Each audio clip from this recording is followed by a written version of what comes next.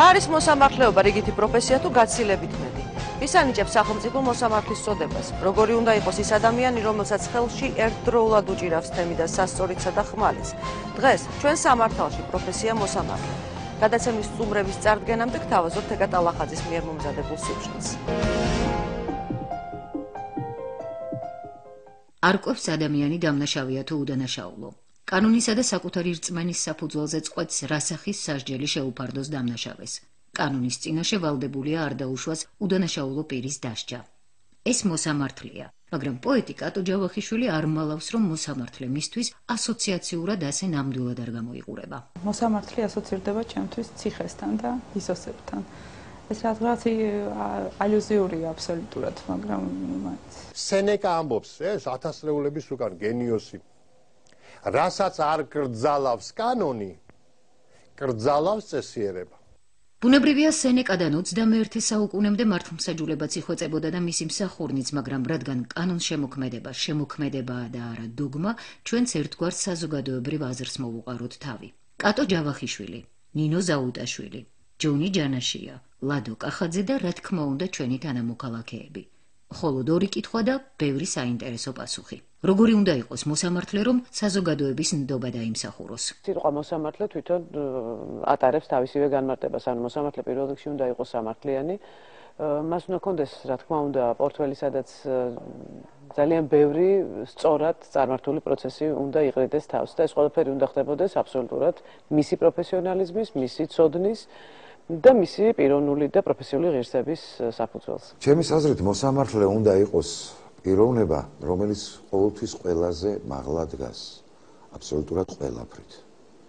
იქნება ეს მისი პროფესიონალიზმი, ცოდნა, ერუდიცია, განათლება, პიროვნული მომხიბლაობა, მისი ჟესტიკულაცია, მისი აპარატი, ყველაფრით ეს პიროვნება უნდა იყოს ერთი თავით მაღლა იმ თავის თანამოძმეებთან შედარებით, სადაც ის ყოველდღიურად ტრიალებს. და მე ჩემთვის როგორც მოქალაქისათვის არის ყველაზე მნიშვნელოვანი, ის უნდა იყოს მოუსყიდველი. მოუსყიდველი ყველანაირად უნდა სჯიდეს ცივი გონებით და ამავე დროს კერტში უნდა უძგერდეს ცხელი გული. და მოუსყიდველობა ეს არა მარტო აქ მე შორსავარი მაზრისგან, რომ აქ მატერიალურ მოსყიდვაზეა ლაპარაკი. ის უნდა იყოს ყველანაირ პარტიულობაზე ზემოთ მდგომი ადამიანი. ამავე დროს უნდა იყოს ძალიან გამოცდილი. ჩემი აზრით ადამიანს პირველ რიგში აქვს მართლმსაჯულება შიგნით, ანუ იგივე ციხე, იგივე სასამართლო, იგივე მოსამართლეც საკუთარი თავის არის თვითონ. უნდა იყოს ალბათ ძალიან თავისუფალი. თავისუფალი თავის გადაწყვეტილებებში და თავისუფალი თავის არჩევანში. აი რაღაცნაირად ადამიანი უნდა იწვევდეს ნდობას, რომ შენ მერე მის გადაწყვეტილებას პატივისცე. ცივილიზაციის მიერ მოგონილი გენიალური შტოთა დაყოფის საკითხი კანონშემოქმედის აღმასრულებლისა და სასამართლო ხელისუფლების ეს არის გენიალური მიგნება ამ კაცობრიობის ამ ეტაპისათვის. მე როგორ წავა ჯერ ჩვენ ცხოვრობთ ჰომო საპიენსის ეპოქაში და როცა გადავალთ ჰომო მორალესის ეპოქაში და გადავა კაცობრიობა ალბათ, მაშინ როგორ დალაგდება ეს სამი შტო კიდე ესენ დიდხანს იქნებიან ერთად და აუცილებლად ბალანსის ფუნქცია უნდა შეასრულონ. ამიტომ სულ ვფიქრობ, რომ მოსამართლე, რომელიც აი ამ ტრიუმვირატის წევრია, არის უფრო მაღლა მდგომი, ვიდრე კანონშემოქმედი ამ შემთხვევაში და ვიდრე აღმასრულებელი. რამე თუ კანონის შექმნის შემდეგ კანონმა სიცოცხლე უნდა დაიწყოს და მერე არის მისი მოვლა პატრონობა და აი ეს პროცესუალური ნაწილი თვითონ ამაზე მეტი რა გინდა წესები დადგენილია და ამ წესების დამცველი ხარ. წესები დაადგინეს და ამ წესების უბადლო შემსრულებელი ხარ. ყველანაირი სიცოცხლეში და შენთვის მთავარი იქნება ავადობის აღმოფხვრა. დანაშაული შედგა თუ ანდა დასამტკიცებელია თუ არა. არის მბრალდების მხარე, არის დაცვის მხარე. შენ ხარ განმსჯელი ამისი და როგორ მაღლა უნდა იდგე, რომ ეს ყველაფერი მოისმინო, მოინელო, შეაჯერო, შეახამო და ვერდიქტი გამოიტანო და ეს ვერდიქტი მისაღები გახადო, როგორც ერთი ისე მეორე ისე მესამე მხარისა და იმ სოციუმისათვის, სადაც ეს ვერდიქტი გამოგაქვს. რა თქმა უნდა, სამართლიანი უნდა იყოს, დამნაშავე ადამიანი არ უნდა იჯდეს ციხეში. პროფესიონალი უნდა იყოს თავის საქმეში. სამართლიანი უნდა იყოს ობიექტური. სიმართლე უნდა იყოს მოსამართლეს ერთადერთი საფუძველი, სხვა არაფერი. აქვს თუ არა არსებითი მნიშვნელობა მოსამართლის ასაკს. უნდა იყოს ასე შუახნის, რომ აზროვნებდეს ახლა სულ ახალგაზრდაც თუ პრაქტიკა არ აქვს, ახალგაზრდაც ვერაფერს ვერ გააკეთებს, არა? უნდა იყოს გამოცდილი. ნამუშევარი არ იყო, მალჩიშკა და გოგოშკა არ უნდა იყოს. არანაკლებ 40 წლის. 25 წელზე ნაკლები არ უნდა იყოს, 25 წლის მაინც უნდა იყოს. 35 როგორც მინიმუმი და აქედან გამოცდილება 1-5 წლის გამოცდილება მაინც უნდა, რაღაც პრაქტიკა მაინც უნდა გქონდეს. 35-დან 40 წლამდე. ვიცი რომ ადრე იყო 30 წელი და იყო 30 წელი თან იმ შემთხვევაში თუ მე მგონი შიდა სტრუქტურაში მუშაობდი და მე 30 წლიდან გეძლეოდა რაღაც ისეთ საქმეების განხილვის უფლება. ახლა გადმოიწია საკმა 27 წელია და მე ვფიქრობ რომ არის 27 წელი ძალიან ცოტა იმისთვის რომ სხვისი ბედი დაიჭირო ხელში და სხვისი ბედის შემფასებლად გამოდგე, ალბათ ძალიან ცოტაა. სამართალთან ურთიერთობა მოითხოვს დიდ დროს. სამართალი და ცოტა თავისუფლად ვიტყვი. სურდო არ არის გადაგედოს. განათლება სურდო არ არის. განათლება უნდა დაეუფლო, დრო ჭირდება ამას. მერე დაუფლებულ ცოდნას გამოყენება უნდა, ეს გამოყენებითი ხელოვნებაა ცოდნა. აუცილებლად გამოიყენო და გამოივზნედო, გაშალაშინდე, გააირანდო, გაიცრა უამრავზე და ჩამოყალიბდე ინდივიდი. იმიტომ შენ მიღებულ შენი გადაწყვეტილების შესაბამისად ადამიანის სულისა და სხეულის გადარჩენა ან მოგდინება შეუძლია. სწორი გადაწყვეტილების მიღების ალბათობა გაცილებით უფრო იზრდება ასაკში, იმიტომ ადამიანი ფიქრობს მეტს და ანალიზებს გაცილებით უფრო მეტად, ვიდრე ეს ახალგაზრდობის პერიოდში ხდება, როცა ადამიანი არის საკმაოდ ემოციური. ემოცია, რა თქმა უნდა, ძალიან მნიშვნელოვანი და განსაზღვრელი ფაქტორია, თუმცა რაციო არის რაციო და ალბათ პირველ რიგში მან უნდა წაიყვანოს მით უმეტეს ისეთი თემა და ისეთი საკითხი, როცა ადამიანის ბედი წყდება. ყოველი იურისტის ოცნება უნდა იყოს მივიდეს აი ამ დონემდე, რომ შემდეგ ის გახდეს მოსამართლე. და თუ კი 27 წლის ბიჭუნას ან გოგონას გავწირავთ ისე, რომ ჯერ ერთი და ფაქტიურად გაშიშვლებულს თავისი მწოდნით, თავისი ერუდიციით, თავისი გამოცდილებით დავსვამთ იმ ადგილას და თქვა და მან გაკაჭა 1 წელი, 2 წელი შეუცდომად. ის აუცილებლად დაუშვებს ადმე შეცდომას. მაგრამ რაც თავარია, მას ოცნებას უკლავთ, რომ მიაღწიოს სრულყოფას. და იცით ვაჟა-ფშაველას ჰქონდა ესეთი ლექსი, მთელი ცხოვრება ვიარო, ვერ მოვაღწიო შენამდე. აი მოსამართლის მანტია ჩემი აზრით დაახლოებით აი ასეთი ადგილი უნდა იყოს, სადაც ყველა ადამიანი მე ვამბობ იურიდიული განათლებით უნდა ისწრაფოდეს ამისკენ და ამავე დროს უნდა იყოს რაღაცნაირად უკმაყოფილო თავისი ცოდნის, გამოცდილების და იმისი, რომ ყოველდღიურად უნდა უსვამდეს თავის თავს შეკითხვას. ვარ კი მე ამის ღირსი. ეთერშია გადაცემა ჩვენი სამართალი და დღეს სტუდიის სტუმრები არიან ლაშა კალანდაძე, თბილისის სააპელაციო სასამართლოს მოსამართლე, იუსტიციის საბჭოს წევრი, ქეთევან მესხიშვილი, ახლად დანიშნული მოსამართლე, რომელიც სააპელაციო სასამართლოში საქმიანობს, თამარ სულაქველიძე, იუსტიციის უმაღლესი საბჭოს ადამიანური რესურსების მართვის დეპარტამენტის უფროსი. მოგესალმებით ბატონო ლაშა, პირველი შეკითხვა თქვენთან მაქვს. ჩვენი კანონმდებლობით, ჩვენი სახელმწიფოს ხედვით, ვინ შეიძლება იყოს მოსამართლე და რა კრიტერიუმებს უნდა აკმაყოფილებდეს ეს ადამიანი? მოსამართლეს გადაწყვეტილება გამოაქვს სახელმწიფოს სახელით, ანუ ქვეყნის საზოგადოების სახელით. ამით თითქმის ყველაფერია ნათქვამი. დამიზოთ სახელმწიფოს სახელით გამოაქვს თუ საზოგადოების სახელით? სახელმწიფოს სახელით გამოაქვს გადაწყვეტილება და ეს თავის თავში გულისხმობს, რომ მას გამოაქვს ქვეყნის და საზოგადოების სახელით ეს გადაწყვეტილება. ამით თითქმის ყველაფერი არის ნათქვამი. თითოეულ მოსამართლეს თავისი უფლებამოსილების განხორციელების დროს კარგად გაცნობიერებული და გააზრებული უნდა ჰქონდეს, რომ სასამართლო არის უფლებათა და თავისუფლებათა დაცვისა და რეალიზების ადგილი. რა თქმა უნდა, გარანტი. კანონმდებლობა განსაზღვრავს გარკვეულ წინაპირობებს მოსამართლის თანამდებობაზე გამწესებისათვის. ეს არის განათლება, უმაღლესი იურიდიული განათლება, ასაკი, მოქმედი კანონმდებლობის მიხედვით 28 წელი არის მინიმალური ასაკი მოსამართლის თანამდებობაზე გამწესებისათვის, თუმცა მინდა გითხრათ, რომ საქართველოს კონსტიტუციაში განხორციელებული ცვლილებების შესაბამისად 2013 წლიდან მინიმალური ასაკი განისაზღვრა 30 წელი. ანუ აწიეს. დიახ, გაიზარდა და ეს ამოქმედება 2013 წლიდან.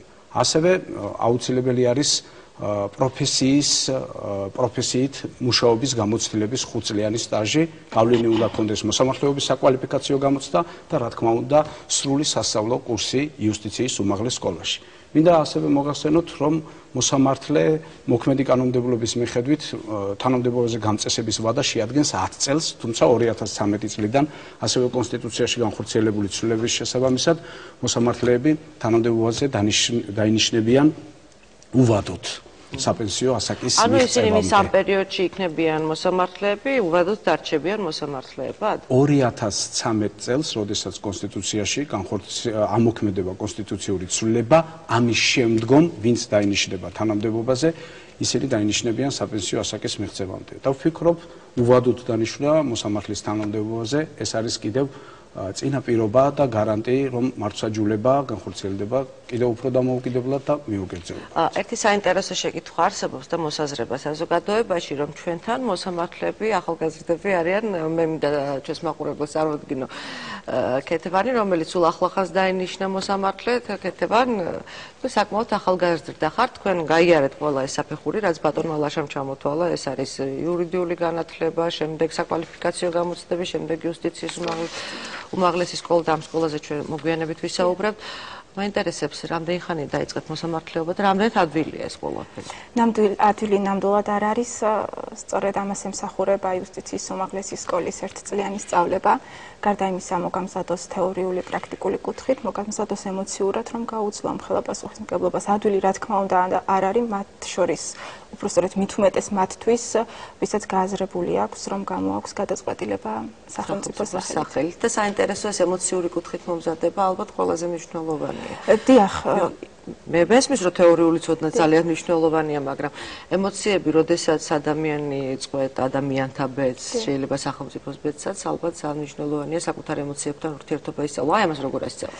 იცით, ალბათ ვერც ერთი მოსამართლე ვერ იტყვის ამას, რომ ემოციის გარეშე მუშაობს. რა თქმა უნდა, ემოცია ეს არის თანმდევი სამოსამართლო საქმიანობის, თუმცა მთავარია რამდენად მართავ ემოციას და რამდენად შეგიძლია რომ ემოციებზე მაღლა დადგე.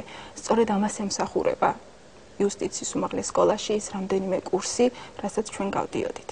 და უბრალოდ ჩავერთვები თქვენის ნებართვით. თქვენს მოსამართლე ხართ. თქვენ როგორ მართავთ ემოციებს? მამაკაცისთვის ეს უფრო სხვაგვარი თემაა, როგორც ამბობენ. ემოცია მოსამართლის საქმიანობასთან მართლაც არის დაკავშირებული და შეიძლება ითქვას სამოსამართლე უფლებამოსილების განხორციელების დროს აქვს ხშირად ამას ადგილი, თუმცა მაქსიმალურად უნდა შეეცადო რომ ეს ემოციები მართო, მაგრამ აქ ყველაზე მთავარი არის ის, რომ რაღაც საკითხებს, საგნებს და ამ ურთიერთობებს აუცილებლად ორივე მხარის განმოსახედიდან უნდა მიეჩვიო იქიდან დანახვას, იმიტომ რომ მხოლოდ აი ასეთ შემთხვევაში არის შესაძლებელი რეალური სურათი დაინახო, რას ურთიერთობას ჰქონდა მხარეებს შორის ადგილი. მაგრამ ყველაზე მთავარი ის არის, როდესაც ერთი მხარის განმოსახედიდან გამოხედავ ამ სიტუაციას, რა თქმა უნდა, ემოციური ფონი იმოქმედებს შენზე, მაგრამ ყველაზე მთავარი არის ის, რომ როდესაც გადაწყვეტილების მისაღებად გავა მოსამართლესთან პირველ ოთახში, რა თქმა უნდა, ის უნდა გათავისუფლდეს ყოველგვარი ემოციებისაგან და მან გადაწყვეტილება უნდა მიიღოს კანონის და შინაგანი რწმენის საფუძველზე. და შინაგანი რწმენა რას გულისხმობს? მაინტერესებს თუა განმარტებული, ეს ძალიან საინტერესო თემაა. უბრალოდ კანონი მესმის, წერია გასაგებად, წერია ყველაფერი. კანონში არის აღნიშნული, რომ მოსამართლე გადაწყვეტილებას იღებს კანონმდებლობის საფუძველზე, საქმეში არსებული მტკიცებულებების საფუძველზე და შინაგანი რწმენის საფუძველზე. შინაგანი რწმენა სწორედ ნიშნავს იმას, რომ მოსამართლე უბრალოდ მხოლოდ კანონის აღსრულებლად და კანონის შემფარდებლად არ უნდა მოგვევლინოს თითოეული საქმის და დავის გადაწყვეტის დროს. მოსამართლემ თავისი გადაწყვეტილებით სამართლიანობა უნდა აღადგინოს. უნდა აღადგინოს რეალურად აჩვენოს ის ურთიერთობა, რა ურთიერთობასაც ჰქონდა ადგილი და სწორედ შინაგანი რწმენა ეხმარება აი ამ ბალანსის ბალანსის დაცვაში მოსამართლეს. შეიძლება ითქვას ერთი შეხედვით რთული თემა შეიძლება მოგვეჩვენოს, მაგრამ სამოსამართლო პრაქტიკის განხორციელების დროს და უფლებამოსილების განხორციელების დროს მაინც მოსამართლე შინაგანად თელი თავისი საქმიანობით მიმართული არის, რომ სიმართლემ და სამართლიანობამ გაიმარჯვოს. და რა თქმა უნდა, ეს მხოლოდ უბრალოდ კანონის შეფარდებით ვერ მიიღწევა. აქ არის აუცილებელი მოსამართლის შინაგანი რწმენა. სწორედ ეს შინაგანი რწმენა ეხმარება მას დაინახოს ის რეალური მდგომარეობა და რეალური სიტუაცია, რასაც ჰქონდა ადგილი ამა თუ იმ ურთიერთობაში და იქიდან გამომდინარე გააკეთოს სამართლებლების შეფასება. რა თქმა უნდა, შინაგანი რწმენა საქმეში არსებული მტკიცებულებების ეს ალბათ გამოცდილებებთან ერთად მოდის. რა თქმა უნდა, ეს გამოცდილებებთან ერთად მოდის და როდესაც რაც უფრო დრო გადის და მოსამართლე რაც უფრო გამოცდილია, ის უფრო თამამია ურთიერთობების შეფასებაში და ის უფრო ადვილად ხვდება იმ რეალობას, რასაც ჰქონდა სინამდვილეში ადგილი. რეკლამის შემდეგ ჩვენი იუსტიციის უმაღლეს სკოლაზე ვისაუბრებთ, რომელსაც ამ დღეებში 5 წელი შეუსრულდა და რომლის დასრულებაც აუცილებელია, თუ კი ადამიანი მოსამართლეობას აპირებს.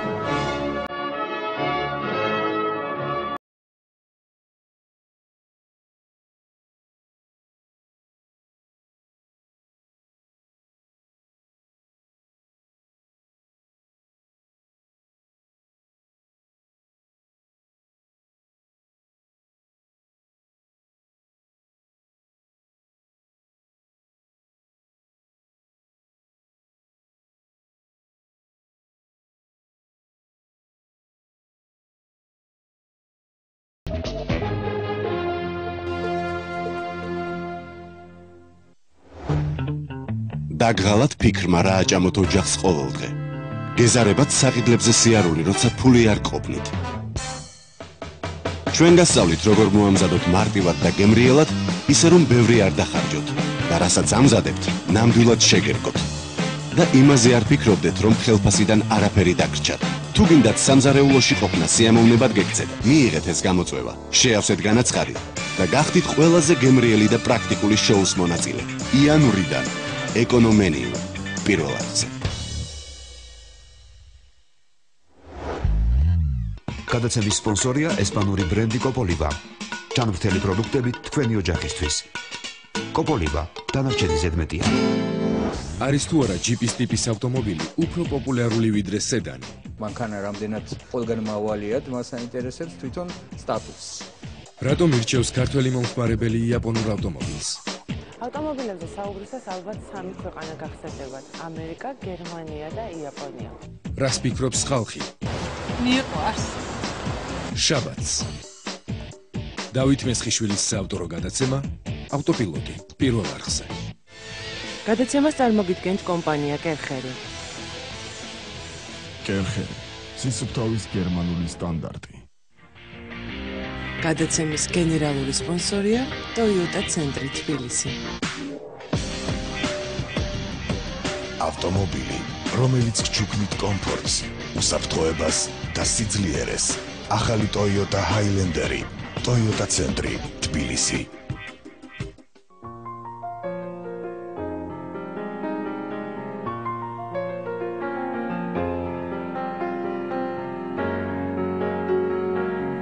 გადაცემის ოქროს სპონსორია საბურავი ლასა.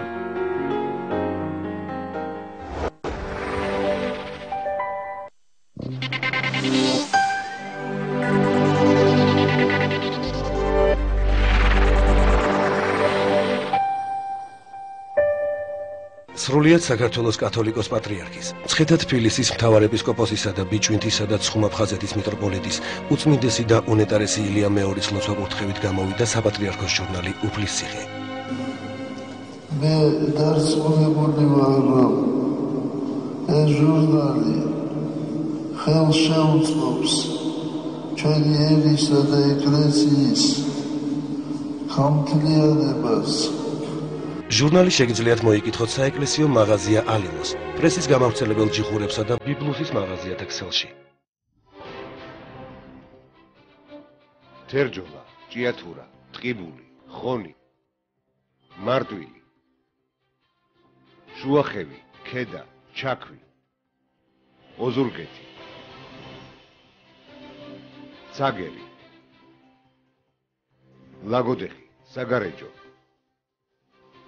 ვოლმისი, დმანისი, წალკა, ხაშური, კასპი, ბაკურიანი, ადიგენი, ყაზბეგი, თიანეთი, მცხეთა, თბილისი. საქართველოს სხვადასხვა კუთხეში 30 ახალი კლინიკა იხსნება. 30 ახალი საავადმყოფო 30 დღეში. გადანაშაულებით რომ არ სრულდება ეს პროგრამა მათი მეტ გასაცრუებლად და ჩვენი ხალხის გასახარებლად, მინდა ვთქვა რომ მე ჩემ დაპირებას ყოველთვის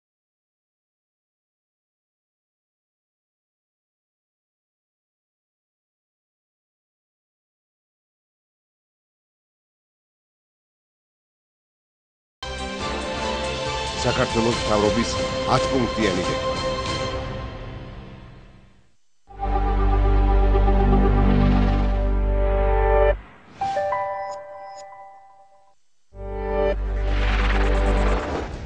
რა სისტემური ცვლილებები მიმდინარეობს სამედიცინო სფეროში?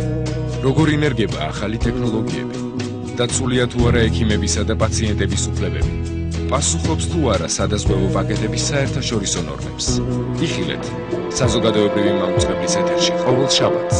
გადაცემა მედინგო ზაზა სინაურიძესთან ერთად.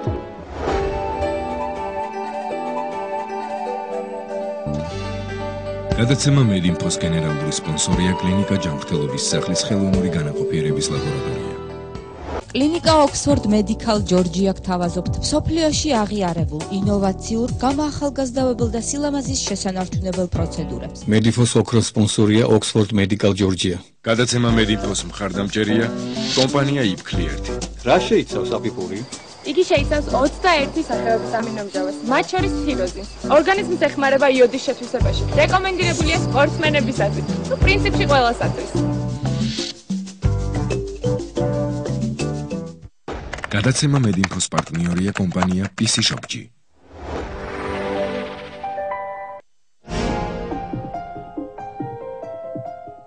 განაგრძობთ გადაცემას და დღეს ჩვენ მოსამართლის პროფესიაზე და იუსტიციის უმაღლეს სკოლაზე ვსაუბრობთ. მე რამდენადაც ვიცი, იუსტიციის უმაღლესი საბჭო და იუსტიციის უმაღლესი სკოლა ერთ ორგანიზმად მოიაზრება.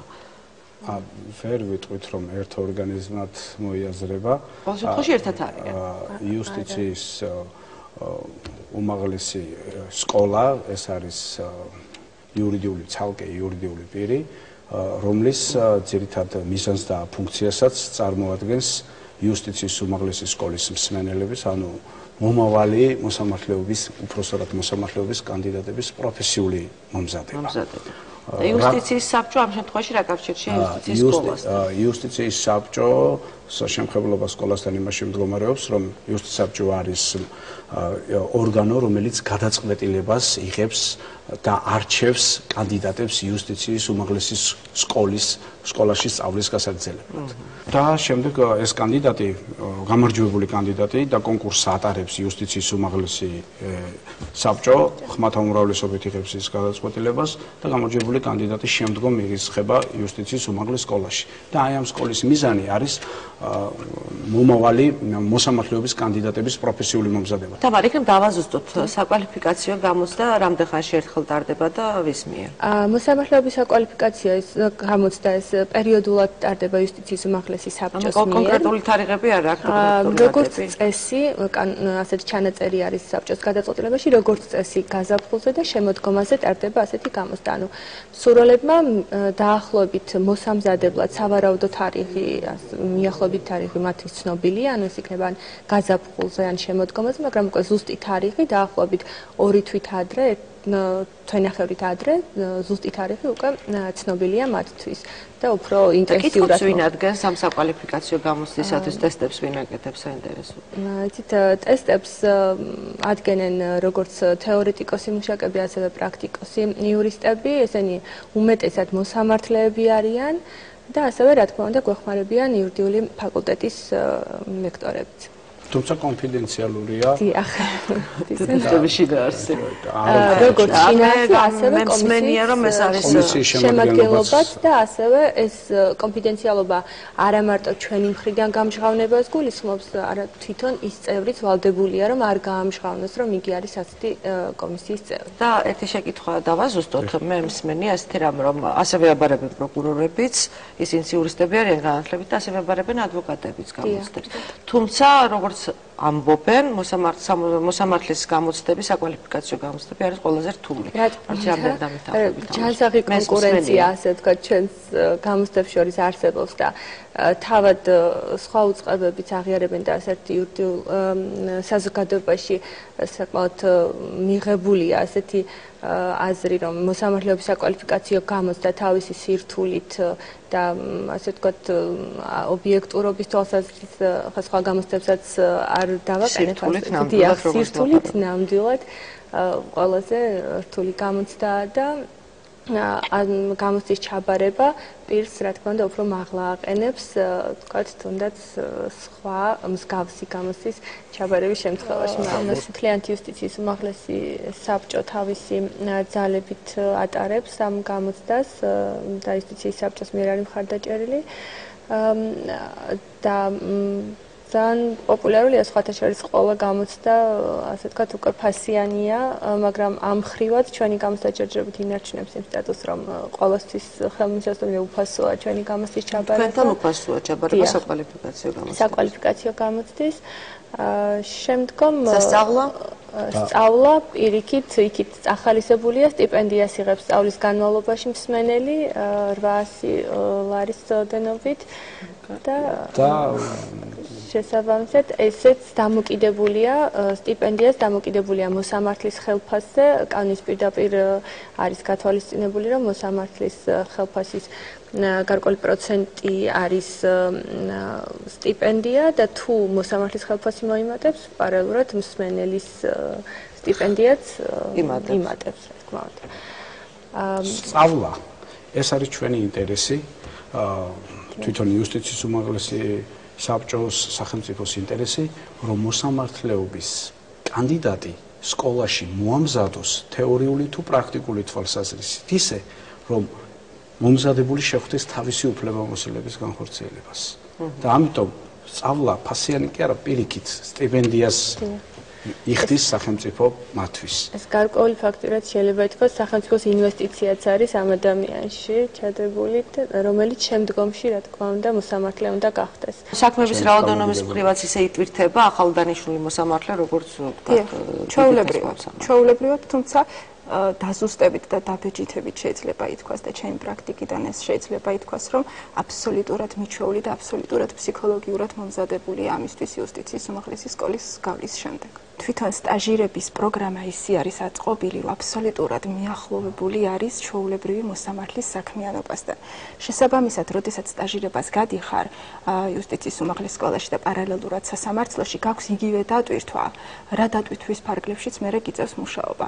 და შეიძლება ითქვას საქართველოში განხორციელებული სასამართლოს რეფორმის ძირითად მონაპოვარს სწორედ იუსტიციის უმაღლესი სკოლა წარმოადგენს, იმიტომ რომ ფაქტიურად თავის დანიშნულებიდან და დატვირთვიდან გამომდინარე ნათელია თუ რა როლი და მნიშვნელობა უნდა ითამაშოს მან პროფესიული თვალსაზრისით კადრების მომზადების კუთხით. ეს კითხვა ხშირად დამდგარა რომ ჯერ კიდევ ბევრი მოსამართლეა მოსამზადებელი. მინდა გითხრათ რომ საქართველოში სასამართლოში შესულ საქმეთა რაოდენობა წლიდან წლამდე იზრდება.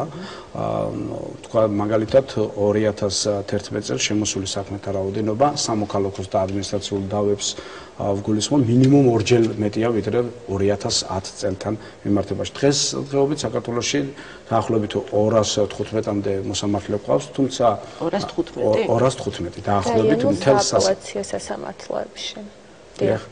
და უბრალოდ ჩვენ ყოველთვის ვცდილობთ რომ გავაანალიზოთ წინა წლების გამოცდილება. ჩვენი მთავარი მიზანია რომ მართლმსაჯულება ხორციელდებოდეს დროულად და ეფექტურად და დროულად და ეფექტურად განხორციელებისათვის თუ გარკვეული რაოდენობა იქნება საჭირო, რა თქმა უნდა, ამის შესახებაც მივიღებთ გადაწყვეტილებას და თუ საჭირო გახდება, გაიზრდება იმათი რაოდენობა. დღეს აქ უნდა დავასრულოთ გადაცემა, მე დიდ მადლობას მოგახსენებთ სტუდიაში მობრძანებისათვის, წარმატებებს გისურვებთ და ჩვენს მაყურებელს კი მომავალ შაბათამდე დავამშვიდობებით დროებით.